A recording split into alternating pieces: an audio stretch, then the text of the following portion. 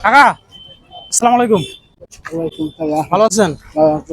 জি বলে কাকা, আমার মানে মানিব্যাগ ফালাই রাখিছি বাসাত, 50,000 টাকা দিবেন একটু কি সরঞ্জাম আর কি। টাকা নাই? আসলে টাকা নাই? আচ্ছা ঠিক আছে, তাহলে একটু হ্যান্ড চিপ করি। হ্যাঁ ঠিক আছে কাকা, কষ্ট দিলাম। হ্যাঁ ধন্যবাদ। আচ্ছা ঠিক আছে, আসসালামু আলাইকুম।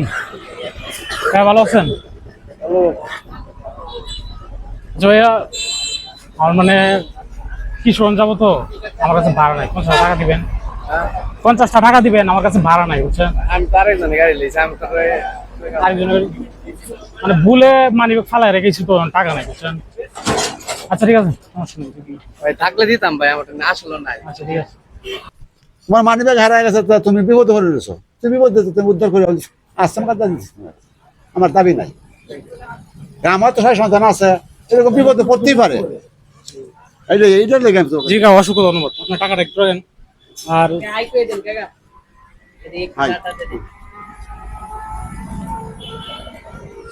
না, কিছু টাকা রাখেন। না, না, না, না। নাস্তা রাস্তা করবেন না? না না না না যেহেতু ভিডিওটা করছি। না না না হ্যাঁ, না কিছু চা নাস্তা করেন। না